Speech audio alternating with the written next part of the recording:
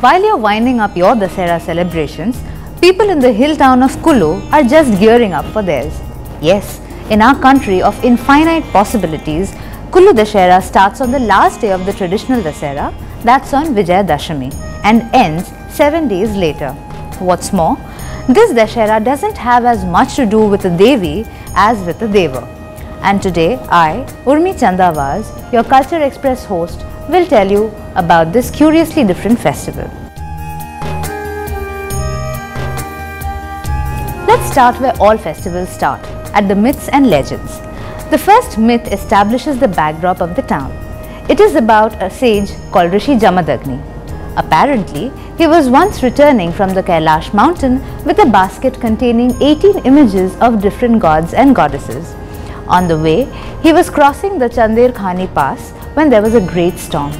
The storm caused the basket to fly away and scattered the images of all the gods all over the valley. The locals who found these deities started worshipping them, and thus Kullu came to be called the Valley of the Gods. The next one is a legend about a king named Raja Jagat Singh who ruled Sultanpur in Kullu in the 17th century. Once, the king heard that a peasant named Durgadath from the village of Tipri owned many precious pearls. The king coveted them and asked him to hand them over. The hapless peasant who had no such spoils told the king as much, but the king would not be convinced and threatened the man with dire consequences. Durgadath was so scared that he set fire to his house, his people and himself, but the dying man cursed the king. The Raja was soon ridden with guilt and illness and sought to expiate his sin. A Brahmin named Krishnadath told the king that only Lord Ram's grace could free him from the curse. On his advice, a man named Damodar Das was sent to Ayodhya to bring an idol of Raghunath ji. Damodar Das successfully procured such an idol, and in July 1651 CE, it was installed at the Raghunath ji temple at Sultanpur. The curse was apparently lifted and the king got better.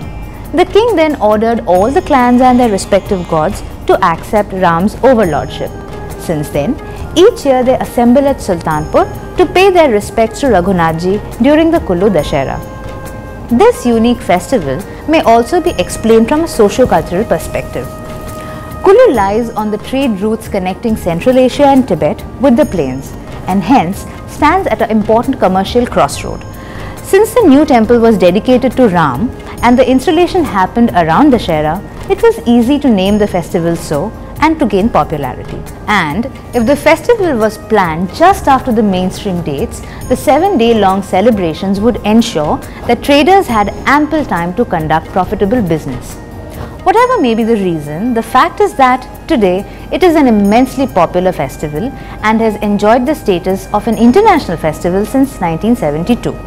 Lakhs of people from India and abroad descend upon Dhalpur to feast their eyes on the colourful art, culture, traditions and wares on display.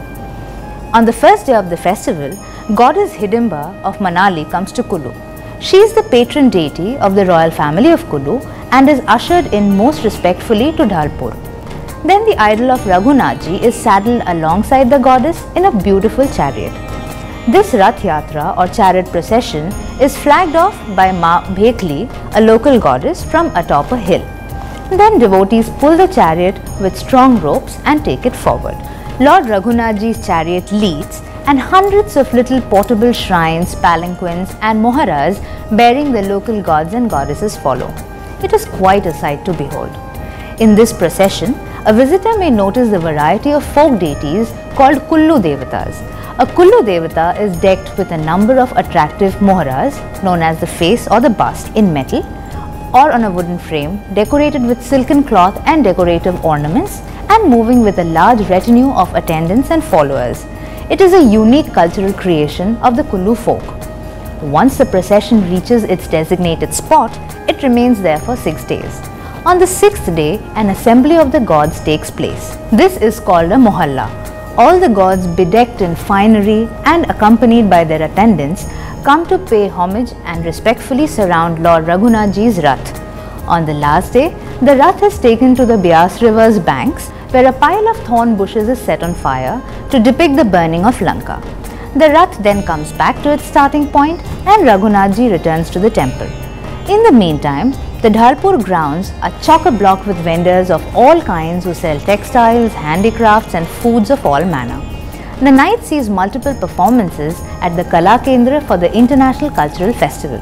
Of special note are the Lalri Natti dances of Kullu, such as the Ghadai, the Panjaragi, the Dohri, Pheti, Basahari, Laholi, Kortha, Charase Tarase, Bandhu, Raqs, Bhagali, etc. Folk dancers from other regions and nations also come to participate in the festival. Besides, visitors can also enjoy the music of many traditional indigenous instruments. Indeed, Kullu Dussehra is the best occasion to sample the art, cuisine, fashion and overall culture of the Pahadi people. If you like this video, hit the like and share buttons and do subscribe to Culture Express if you haven't already. Until the next time, Namaskar.